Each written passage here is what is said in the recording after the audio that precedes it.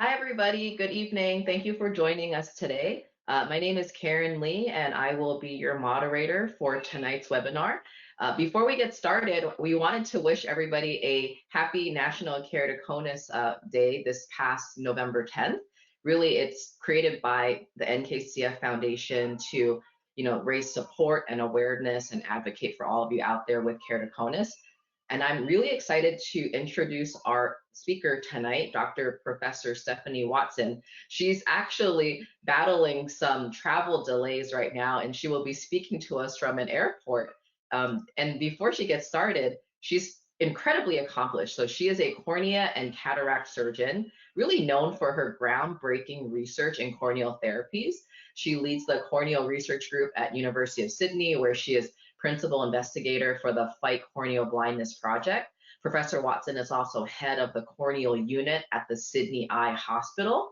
For Sydney Nano, she contributes to the executive leadership team as co-deputy director for industry, innovation, and commercialization. As chair of the Australian Vision Research, vice chair of NSW RANSCO, and secretary to the Asia Pacific Ophthalmic Trauma Society, Professor Watson contributes to profession, policy, and advocacy. And tonight, she's here to teach us about fighting corneal blindness and the different registries out there for corneal transplantation. Take it over, Dr. Watson. Thank you for the kind words of introduction, Karen, and thank you for the opportunity to speak around this time of World Keratoconus Day, which we've been celebrating across the globe. And thank you also to the National Keratoconus Foundation for enabling me to give this talk. And what I'd like to tell you about today is the Fight Corneal Blindness Project, which is our Safe Sight Registries. So first of all, this slide is just the financial disclosure showing who has supported the registries, and I'd like to give a particular shout out to Keratoconus Australia and Larry Kornhauser for his support over the years. Now, why are we here? Well, keratoconus across the globe affects a large number of people, and this prevalence varies across different countries. And there are many things we don't yet know about keratoconus, and we're still optimizing its management. So traditionally, we've used data from clinical trials to tell us what treatments to do and to find out what's happening in keratoconus. But now there's an opportunity to use what's known as real-world data. And this is data that is related to keratoconus or some health problem, or data from the delivery of the health problem that is actually available, but nobody generally collects. So, and this includes things like registries, but it could also be claims and billing data. So you can learn a lot about what's going on with the treatment of a condition, looking at what claims have been built. Electronic medical records, such as the IRIS registry, is also teaching us about eye diseases.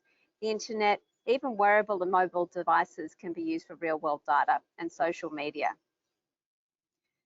Now, we wrote this paper a couple of years back, looking at what was happening with clinical registries in ophthalmology, because they represented an opportunity to get this real-world data. And what we found is that they were on the increase and they were becoming more and more important. And why registries? Well, registries, as opposed to clinical trials, are able to include more people in the studies. So if you look at this diagram here, and if you consider all the patients with a disease such as keratoconus, it's a real mix. There's young and there's old, there's people who've had surgery, those that haven't. But if you're doing a clinical trial, what you do is select a very narrow group of patients to study, so you can compare them one-on-one. But this means many patients may not get studied, and we miss out on finding out data that might be helpful. So, so we developed the Safe Sight Keratoconus Registry to collect all this data, to look at what was happening in what we call the real world, and that's everyday practice, you know, when you go and see your eye health practitioner. And we wanted to include real world patients, so not the narrow patients from clinical trials, but those that had a range of conditions, including other comorbidities and diseases such as cataract, even glaucoma. So you can see this enables us to find out really what's happening to this vast range of people here. Now, so the Safe Sight Registry is what it is. It's a secure web-based platform, so it's on the internet. and ophthalmologists and optometrists use it to put their everyday data from seeing patients into it. And using this data, we then have a statistical package that can analyze it and feed back to the clinicians and the patients about their progress. And it's the first web-based registry to incorporate both ophthalmologists and optometrists in collecting data. So this is the different modules of the Sight registries that we have.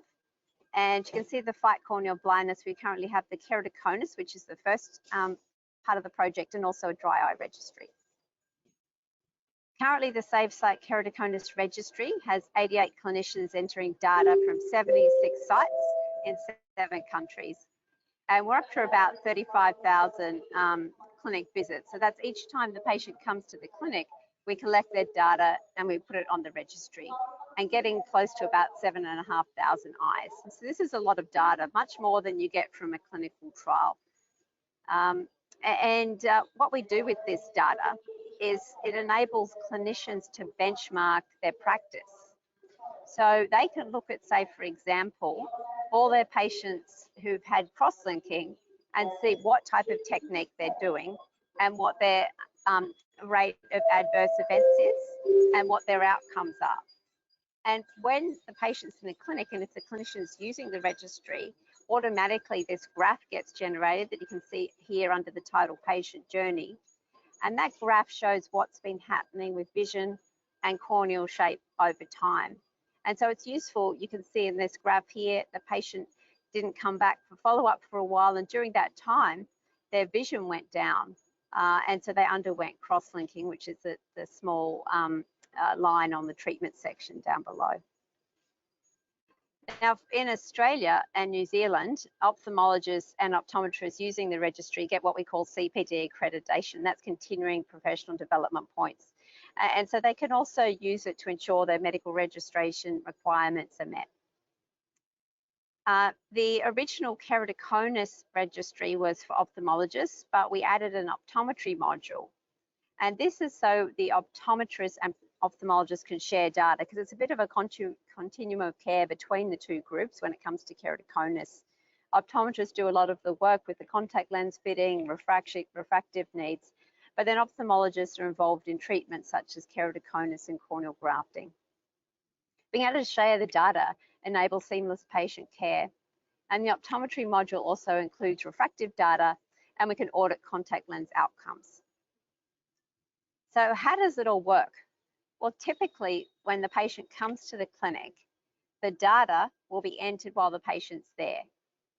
But some practitioners can also enter the data retrospectively. And you can have clinician assistants help with data entry. So in Australia, we have orthoptists. They're our helpers, and they will be putting a lot of the data in, so the clinician can then just sign off on the data. The patient, when they come, has a baseline visit, and that's the first visit, and then which is a little bit longer, and then every other visit is a follow-up visit. Now, importantly, we include what's known as patient-reported outcomes, and these are collected to track the symptoms and visual function. Now, we did a study to have a look and say, well, is this a burden for clinicians to be putting data into the registry? So it was a time and motion study by my PhD student, Dr. Alex Ferdy, where he sat with the clinicians and the patients when they came into the clinic and looked at what was involved with putting their data on the registry. And he found that there wasn't really an impact on patients' total consultation time, because a lot of the data was now being put in electronically, making it easier to review over time. And clinicians were very satisfied with using the registry, a rate of up to 97%. Okay, so what have we actually found from the registry? What data do we have? Sorry about the airport noise. I should stop in a minute. So the first thing we've found is using the Keratoconus Outcomes Research Questionnaire. So the registry includes this questionnaire, and you can see it on the side here, which looks at how much vision, the patient's activity and symptoms are affected by the keratoconus. So, and what we did a study to say, look, is this the best way to find out about how patients are coping with their keratoconus? And this published study showed that yes, that this questionnaire is the best questionnaire for finding out about patient-reported outcomes. It does though like an emotional group of questions, and we're working on that at the moment. So when we use this questionnaire and other questionnaires across the registry, what we found is that there was a low correlation of the patient experience for keratoconus, and it was actually worse than the retinal diseases such as diabetic retinopathy, retinal vein occlusion, and macular degeneration. And we found that the vision always didn't correlate with quality of life. And this is important because when we're trying to allocate resources, we need to remember that keratoconus patients may be impacted more than elderly patients with these retinal diseases. And we can't just base things on vision. Also, when we looked at our cork data, we found that patients, the female patients, those with younger age, contact lens wearers, and those with reduced vision had higher disease severity, and this was associated with worse visual function and symptoms. So all of this will help us understand who needs improvement in their care with keratoconus. Lastly, our research on patient-reported outcomes found that crosslinking actually improves the quality of life of people with keratoconus. And this was a longitudinal study and cross-sectional looking over time. So this is good to hear. Recently, we also looked at the mental health impacts of keratoconus. Now, because the cork doesn't include an emotional field, we added another questionnaire to the Sight Registries that the patient completes. And this is known as the PHQ-4, and it collects information on mental health and anxiety.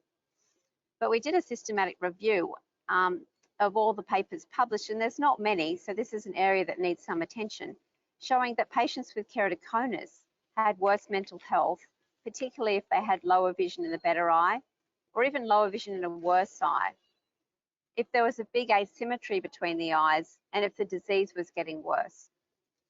And sometimes mental health was impacted even if vision was good. But over time, patients' mental health generally improved.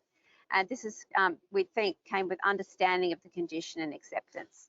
And no doubt groups like the Foundation and Keratoconus Australia have a role to play here with patient support. Now, what about management? What have we learned? Well, spectacles and contact lenses still probably are the mainstay of management. And it's important to find the right fit if there's issues with contact lens wear, which involves working with the optometrist. But we now have a treatment, crosslinking, which can stop progression of keratoconus. So, but in order to stop progression, we need to know, well, who is progressing and how do we measure progression best? And which is the best method for performing crosslinking and how do we avoid complications? So patients with keratoconus come in all shapes and sizes. We have the young, less than 18, sort of early young adults, and then it might be an older group as well that might come to the clinic. But for all the patients, they're going to say, look, am I going to progress? Do I need crosslinking? And we performed this systematic review, which is the largest one to date, including over 11,000 eyes, and to look at, well, who is likely to progress? And these graphs here show us, with each black dot is the size of a study, and the bigger the dot, the bigger the study. So you can see there's been a variety of studies of different type, but the general trend was that the younger you were, the more likely you were that your corneal shape or your keratoconus would change over a year. And also, the steeper your cornea, the more likely it was to change over a year. We even had a doctor in the US tweet how useful this paper was to their everyday practice. Or now I should say X. Recently, we published looking at all our data in the registry and seeing how easy you could use it to predict whether someone was going to progress.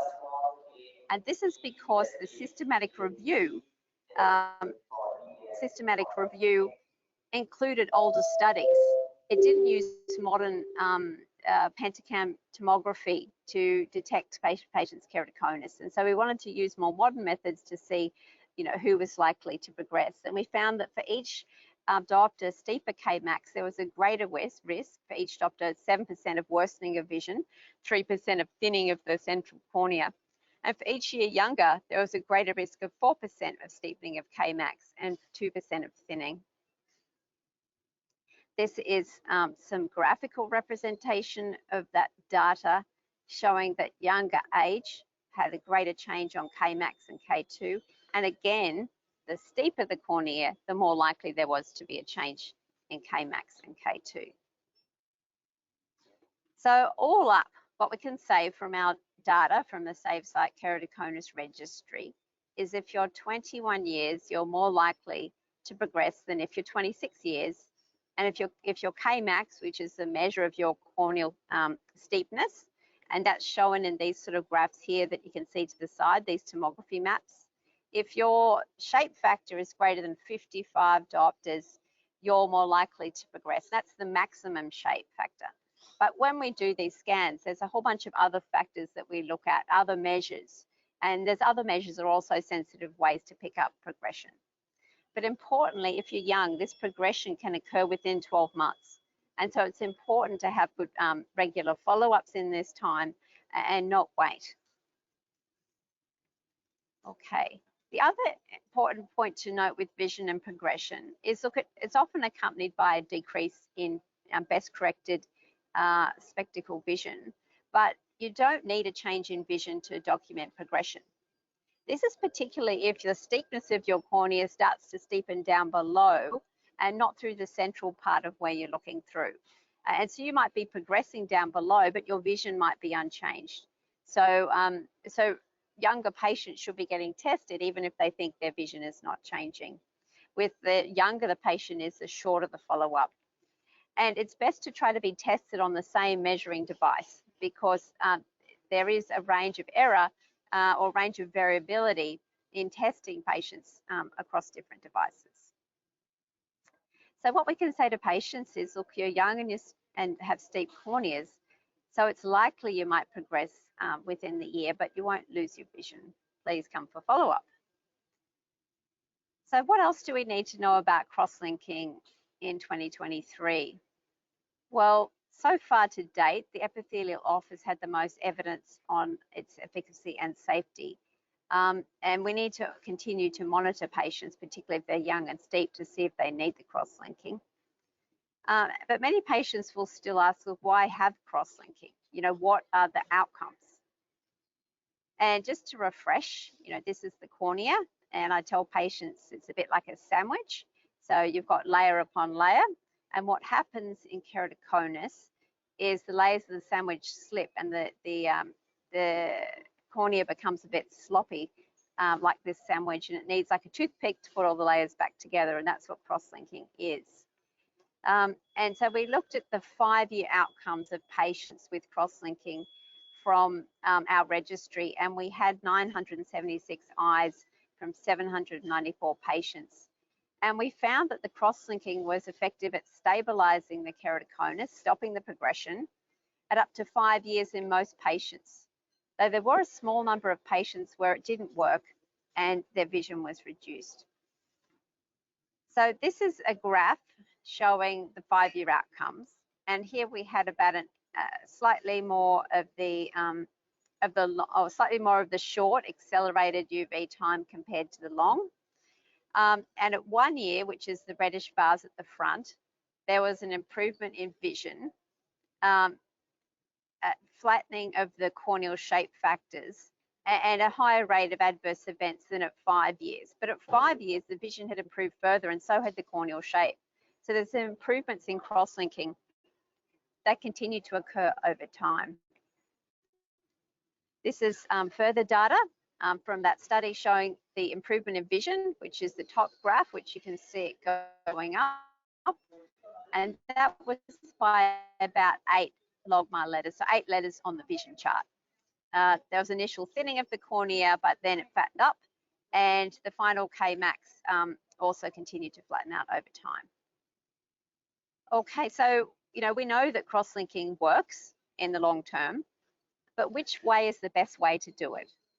And being a surgical procedure, the different types of cross-linking that have become available there's been quite a bit of innovation, so it has evolved over time. And a lot of these techniques are being adopted in everyday clinical practice. One of the modifications that was done to make treatment times more reasonable, and so patients were having to be less burdened with long treatments, was the move to what we call accelerated cross-linking. Now, in conventional, this is a 30-minute procedure, and a certain amount of energy is delivered over that 30 minutes. Whereas accelerated, it's generally around 10 minutes, and a higher amount of energy is delivered per time period, but both of them have the same amount of energy overall delivered for the procedure. And we did a study from our registry looking at the one-year outcomes. And this was the largest study to date. It was multinational, multi-center, and we included 684 eyes, which is around 555 patients. Previous studies had small sample sizes and were mostly single center. And this, we had 24 global sites. And what we found, and we had about equal numbers of this conventional and accelerated cross-linking with more males and females, which tends to be typical of keratoconus studies. And what we found is that for both of them, mean vision improved. Both of them, the corneal steepness decreased, so the corneas became flatter. And initially there was some thinning, but then the cornea returned to its previous thickness, and that's shown in these graphs where the pink line is the long, or the 30-minute conventional one, and the yellow and the orange, sorry, is the accelerated 10-minute corneal crosslink, where you can see that they're fairly similar. And the adverse events were initially slightly higher with their conventional compared to the accelerated, but it wasn't significantly different between the two, so we can't say that there was a difference. Where we looked at the 5-year outcomes of standard versus accelerated, we found that both were safe and effective, but the standard actually did have greater improvement in vision and keratometry at this 5 years. And we need to keep looking at this data to see why that might be, and if this trend is sustained over the longer term. Another area we looked at is when you do cross-linking, there's the first part of the procedure where you give the riboflavin eye drops after removing the epithelium or leaving it on, and then you shine the UV light. And we looked at whether you need to give a long course of the drops before or a short course. And we found that 15 minutes was about the same as 30 minutes in terms of outcomes. And so the short riboflavin time could also be considered for making the procedure more easier for patients. Now, what about the question of epithelium-off and epithelium-on cross-linking? Now, there's been more data on epithelium-off because this is the traditional way that it was done. But we looked at what had been published on it, and we found about 877 publications, but 27 were really relevant to comparison. And we included around 1,600 eyes in a systematic review, and there are about equal numbers in each group. And at 12 months, we actually found in these published studies that there wasn't much difference between corrected vision and Kmax, but the uncorrected vision was better off in the epithelium-off cross-linking. So it seemed that both were effective, but we really need more research, longer-term follow-up to see what happens in this regard. But this is the key messages section from the paper that we published. And it said, look, what we know that cross-linking is the treatment for progressive keratoconus, but we know patients want to know, should I have epithelial on, should I have epithelial off? And the review looked at that, and it said, look, both appear to be effective and safe, but the epithelial off appeared to be associated with better outcomes at this stage from these studies. Another variation is oxygen, and this is thought to help make the reaction more effective, because when you shorten the procedure, the oxygen gets used up, and the cross-linking reaction is thought to be not as good. And so when oxygen is used, there was an improvement in vision, there was corneal flattening and no serious adverse events. And the demarcation line, which is a bit of a line to see if the cross-linking is working, was also visible. But we really need a comparison group to know, is oxygen addition better than without oxygen addition? We need longer-term follow-up as well, and looking at how oxygen is used in a range of protocols. Just a word on pediatric keratoconus, what's been published on that. At this stage, it appears that epithelium-off is likely to be most effective. Accelerated treatment is possible based on the limited evidence, but it's important to control any allergy beforehand and monitor closely for adverse events such as haze and infection, as they can be a little bit more common. Lastly, for patients who are having the cross-linking procedure, we've produced a brochure that explains the procedure and how the patient will experience. We've just updated this brochure, and the new version should be going onto the website soon. It'll be available at the Keratoconus Australia website and also the Safe Sight Institute website. And this is the link to the existing brochure, but the new one should be there any day, which we'll share. And patients might also ask, look, I've had cross-linking, can I still have a corneal graft?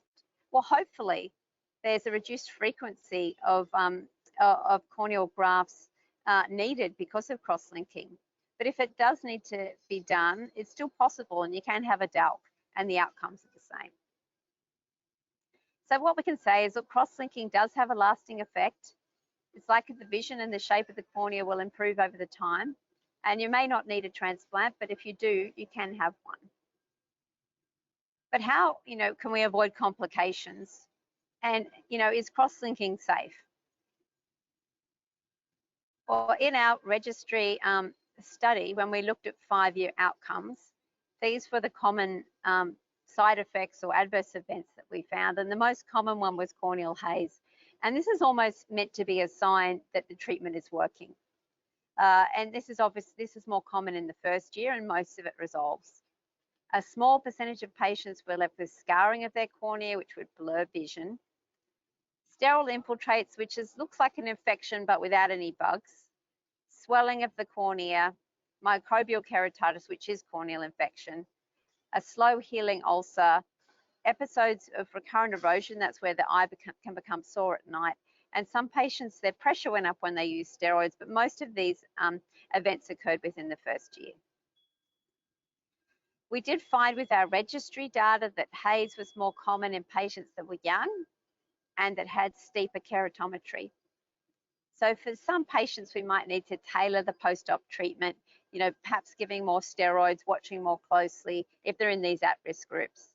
And we can counsel people that they may be more likely to have haze, so they're not disturbed if the vision is blurry after the procedure.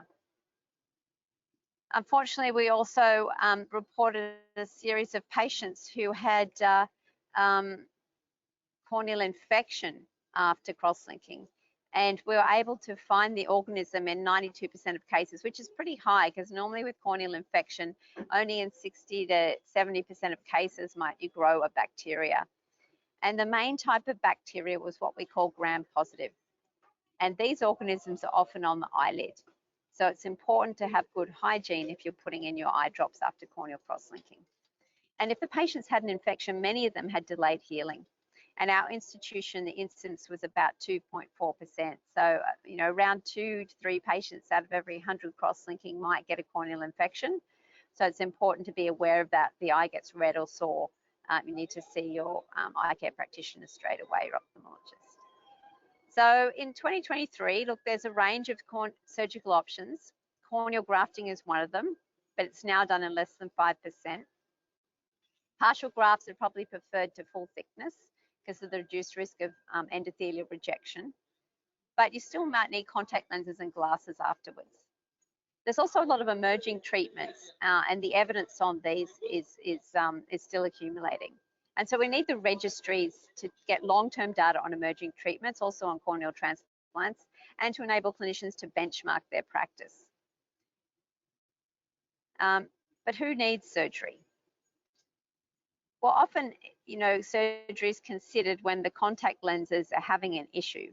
So either they don't fit, the patient can't handle them, vision's not good, disease in both eyes quite advanced, or there's an episode of acute swelling. But now with better contact lens fitting, not as many patients require a surgery. So before it was about 20% of patients needing a graft, and most of these patients had advanced keratoconus and had full thickness grafts. But now there's other types of surgeries that may be considered. And the Sight Keratoconus Registry is collecting outcomes data on a range of these treatments, so we can add to the evidence base for them. This is an early study I did looking at deep lamellar keratoplasty, that's partial grafts versus full thickness grafts in keratoconus. And it said, look, visual outcomes were about the same, but their patients will probably avoid endothelial rejection, and the eye might be slightly stronger with the partial graft. There's been a number of other studies since then confirming these results. Okay. So corneal grafting, look, it can have good outcomes, but partial grafting may be preferred. There's still the risk of suture-related complications such as infection, and that the eye can come apart if there's a bad injury. And now we can, and yours after a graft need to keep monitoring the pressure, particularly in young children, because the pressure can go up significantly, and that can be a problem in itself. This image here shows new technology that we can now use for corneal grafting. When we're trying to get a partial graft, we can intraoperatively use an OCT, which enables us just to take off the top layer. Even with the partial graft, rejection can still occur, and it can affect multiple layers of the cornea. And this can even lead to vision loss. So it's important after a graft that patients are aware of the risk of rejection and come and have their eye seen to if it gets red or sore. So these emerging interventions that I mentioned, such as eye drops to stop progression, various forms of implants, including rings or even now corneal tissue, laser for keratoconus, biomaterials and stem cells, all have different degrees of evidence on their efficacy and safety. And the quality of the evidence improves with different types of studies. And you can see that for some of them, the evidence is still emerging, and we need to keep collecting it. And registries hopefully will enable us to do this. But what else can registries tell us about keratoconus? So this was a study that we did during the COVID pandemic. And here we were looking at how many visits were recorded on the registry. The red line is our total number of visits. The blue is the baseline, which is the initial, and the green is the number of cross-linking procedures. And you can see as the pandemic hit, there was a marked reduction in the number of visits, and also in the number of patients having cross-linking. And so this was a concern. And this alerted us to the fact that we needed to, advocate for our patients and make sure that they still came for visits during the pandemic and didn't miss the cross-linking if their eyes were progressing. And since the pandemic ended, we're still catching up on patients that didn't come for review during that time. We recently wrote a letter to the editor, on the opportunities and challenges for clinical registries. So the Sight Keratoconus Registry has been very useful for getting these large amounts of data and studying what's happening in everyday real-world practice in ophthalmology. But sustainability remains a challenge.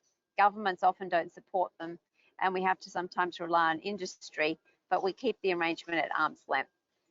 Randomized controlled trials actually can complement the registries, and registries can complement randomized controlled trials. Registries can also provide patients for such trials and have even been used to conduct randomized trials. Registries compared to these trials generally are cost effective and enable us to get this valuable long-term data. Most trials on cross-linking have been shorter term, and so getting this 5 and soon we'll publish our 10-year data is really valuable. So today, keratoconus impacts quality of life. There's fortunately a range of treatment options available. And this really is the full range from spectacles to contact lenses to surgery. And I have some patients who actually manage very well without even spectacles, particularly if there's high astigmatic correction in one eye. And so I should put in there the range is you know, from nothing to spectacles to contact lenses to surgery. But patients, regardless of their treatment or their, and particularly if their vision is worse, you know, require support.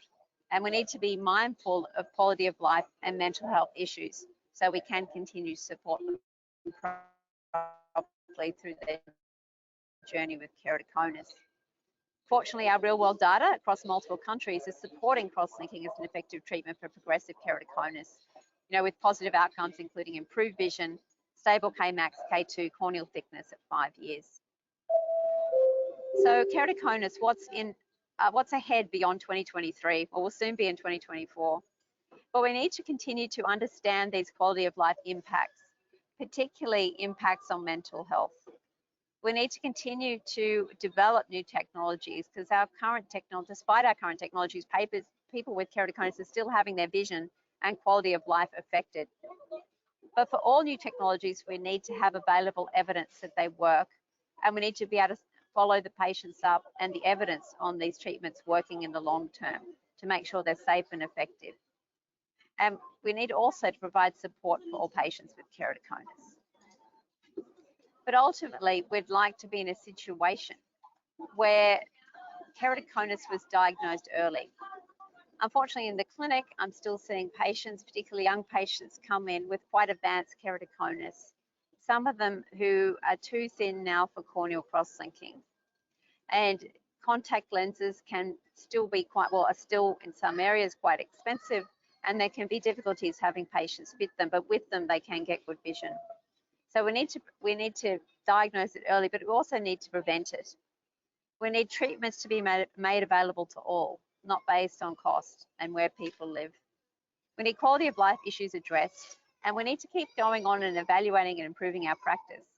And the way that we can achieve all these is through research, and research that includes patients, so we're informed by patient needs.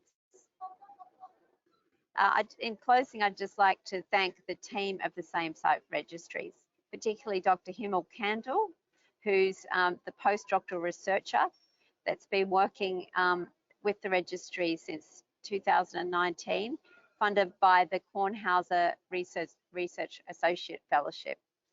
We have a project manager, we have coordinators, biostatisticians, software engineers, and ethics officers as well as support officers. We have behind the registry is a steering committee, and this committee is composed of ophthalmologists. We also have a steering committee for optometrists, and they're from around the world, and they provide expert advice to the registry on what fields we should be collecting, what research questions we should be looking at. We also have an advisory committee, and this is very critical. This is of patients, industry, and this makes sure, and regulators, to make sure we are continuing to answer the questions that we should be focusing on. This QR code here, you can scan it to find out more about the Safe Sight registries. Now, just a short word on joining the registries. If somebody wants to join the registry, they can go online to the website, and if you go there, you can click request access, and then you fill out the form. If your centre already has ethics, you may not need to apply. Otherwise, if you're joining from a new country or new public site, you need to apply for ethics, and we can help you with that. There's a short training, it's about 25 minutes, that can be done online to show you how to enter the data, and then you just start entering data. You can then start benchmarking your practice. This is some further contact information in regards to the registries if you want to find out more. Thank you very much, and I'd just like to open in a tick for questions. And before closing, just to remind everybody about the next event, but I'll just take the presentation off now so we can start some questions. Awesome. Thank you so much, Watson. That was really, really interesting. Unfortunately, I didn't really realize this registry was here, and it's been here for 8 years now, which is quite amazing. I feel like we always try our best to include as many people as possible in the registry and make it as, well-rounded as we can. Given how long it's been, do you feel like there are any specific types of patients that might be underrepresented in the registry? Yeah, look, I've just, visited a couple of countries this year. Fiji was one, for example, where there's huge rates of keratoconus, and we have a site in Nepal coming on board too. So, it is a big issue around the globe, keratoconus, and we do need to, find out how many people and what degree they're suffering with disease, so we can actually plan, healthcare delivery, plan better treatments, find new solutions. Mhm. The other group we'd like to, look further into is the pediatric keratoconus. Mm. This can be a difficult group to manage. And we do have data on pediatric keratoconus. We're currently looking at our patients to see how they've gone, if they've had thin corneas but still had corneal crosslinking. Mhm.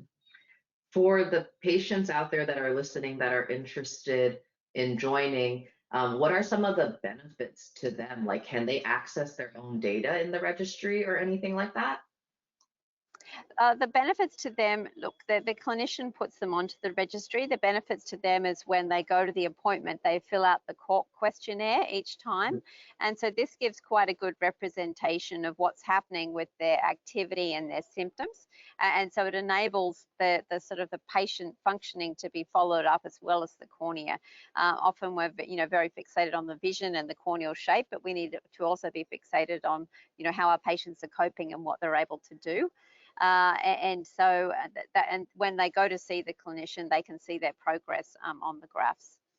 It's also the patient should get some comfort from knowing that that they're having their data as part of a benchmarking. So the clinician's data is benchmarked against all the data in the registry, and this is done maintaining privacy considerations. And so the clinician can see, well, this is my data, and this is how everyone else's data is. And so if you're getting more, complications, or you're getting really good results, then you can reflect on why that is. Yeah, I agree. Research really cannot propel itself without subjects. And it's just so important for everybody out there, all the keratoconus patients, to just advocate for this and urge their surgeons to, register themselves and try to participate.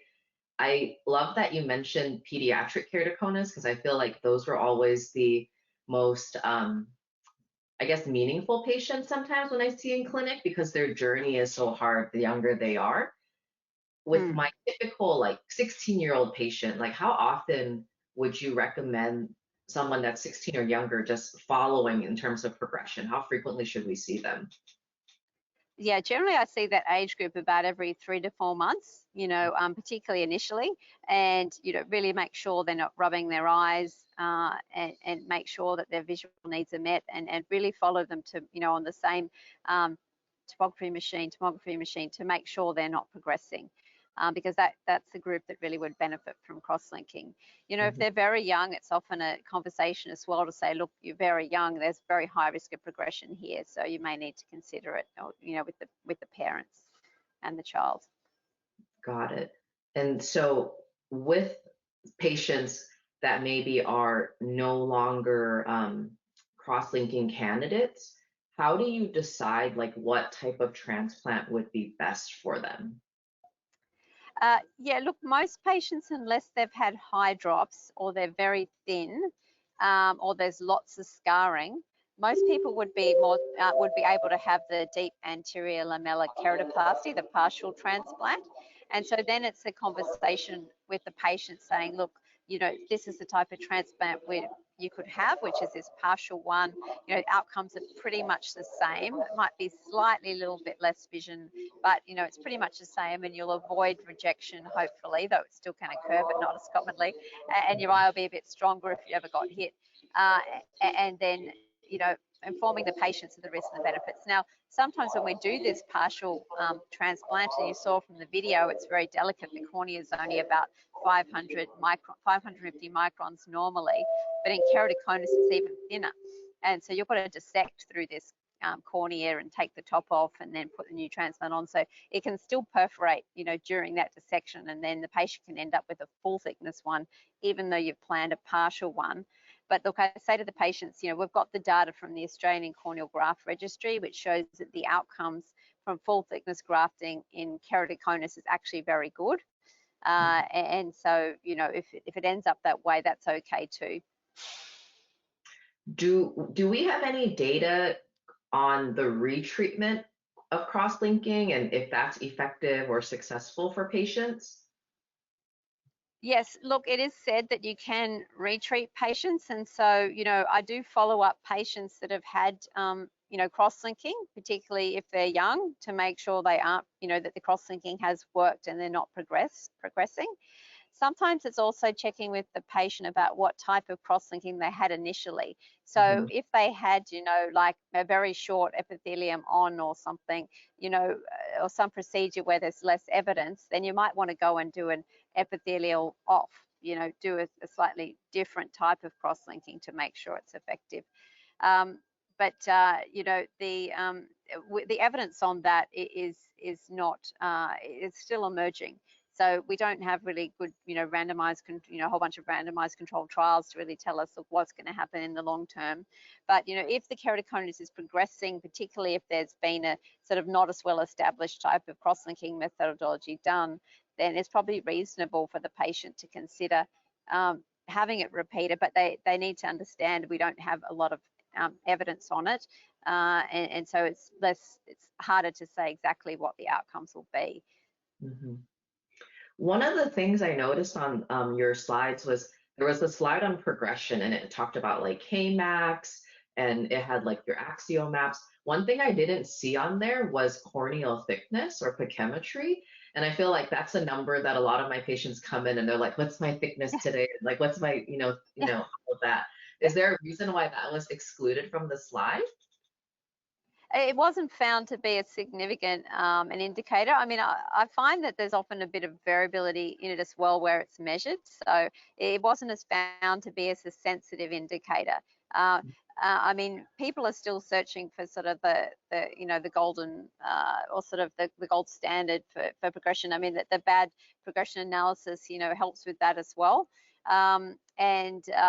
But and that takes into account that. So it's probably more of a range of things. This is sort of looking at the main things that we found. But when you consider it all, you've got to probably put it all together and say, well, this is likely that you're progressing, because sometimes particularly the steeper the keratoconus is, the more variable the tomography is. You can have like a 3 to 4 diopter difference even in the same setting.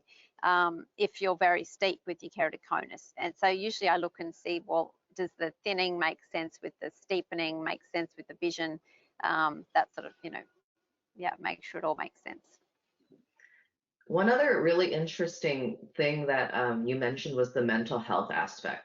So when I think back on patients, in school, like glaucoma, diabetic retinopathy, degeneration, those are very debilitating for life. And to hear that, these keratoconic patients, their mental health is actually affected even more so than the patient, I felt was very impactful. When you see a patient and you feel like their mental health needs treatment as well, do you recommend the patient seek therapy or anything like that? Yeah, look, with the registry, we are collecting now this PHQ-4, which is a four-question survey to sort of just check and see, is it likely that they might have mental health issues. So we can sort of pick it up that way. That's another use of doing the registry patient reported outcomes. But yeah, usually I suggest that, they see their GP, or sometimes they're there with their, if they're young, they're there with their parent or, family. So make sure the family's aware of what an issue it is. But often they don't like to, bring it up themselves. Not all patients, yeah. So it's something I think it's good to keep in mind, particularly when the diagnosis is made, because people often perceive, oh gosh, I'm going to, go blind. And so often it's just reassuring people, look, you'll be able to see. It's just how we need to get you to see. We have different ways. But yeah, just really reassuring people that they won't go blind. And when you follow them up, you can continue to sort of check in how they're going. Mm-hmm. I think I completely agree. The reassurance that nowadays with the improvement in technology and even scleral lenses and all of that, Mm. the rate of transplants I feel like has gone down quite a bit. Do you see any other trends in the corneal transplantation procedures? Well, people are now looking at using, partial segments of cornea to kind of reshape the cone, and to substitute for rings, because rings have had trouble with extrusion, unpredictability. And so this is an emerging area again, where the evidence is emerging. So this sort of case series, and we need to sort of get our longer term data and comparative data to know, the outcomes. Mm-hmm. You had mentioned earlier with our PK patients, they tend to have endothelial cell like failure or loss. And recently at in San Francisco at AAO, they were talking about like endothelial stem cell injections. How do you feel Yes, like yeah. that's going to impact our patients here? Yeah, well, we're working on that in our researchers for keratoconus, looking at stem cells for the corneal stroma, the meat of the sandwich, if you like, and that would be the ultimate goal. Is because it's still corneal transplants are great and they can provide vision, but patients still often need to have contact lenses or spectacles afterwards because the corneal shape still may not be optimal. Because there might be thinning around the periphery and we put them in and we stitch them in. And so if we could regenerate the corneal shape back to normal, similarly with cross-linking, cross-linking, people are trying to sort of do it a bit more guided, so it's a bit more bespoke for each patient, because a lot of the keratoconus treatments are more sort of general. And so, we really need a lot more data to be able to sort of make our treatments more personalized, and stem cells may be a way of doing this, so we can use them in sort of selective ways to change the shape of the cornea, to repair the cornea, and even like the elder group I said saying before, how like keratoconic patients come in all shapes and sizes. And so I've got some patients that have had a PK corneal graft full thickness when they were young for keratoconus, and now they've got failure of that graft. And so, and they were doing endothelial transplants in that group. So that group will probably benefit from, endothelial stem cells as well, which is slowly coming towards the clinic. Yeah. And so it's exciting times. Oh, yeah, very exciting. One last question regarding the registry. Are there any United States sites or providers that our patients can try to find that are based in the US? Not at this stage. With the registry program, we do have the, beyond the keratoconus, there's retinal registries and other registries, and some of the other registries are starting to have, looking towards collaborators in the States. It's the one of the originators of the retinal registries is based in Europe, and so that's why it's kind of had a started off and developed mainly in Europe, but we are expanding out to sort of all other countries. That's exciting. Hopefully extend here to the US soon. Yeah, yeah. So that was essentially the last question. I feel like that was such an interesting talk. Thank you so much for sharing all of your experience and research and knowledge with us, and just always propelling this field forward for our patients. And for everybody listening out there, our next webinar will be January 9th. The topic is, yes, there are soft lenses for keratoconus. Our speaker is Dr. Sue Resnick. And until then, everybody have a happy holidays, happy Thanksgiving, Merry Christmas, whatever it is that you celebrate out there. Have a good one, everybody. Thank you again, Dr. Watson. Appreciate it. Thank you. Thank you. Thanks, everybody.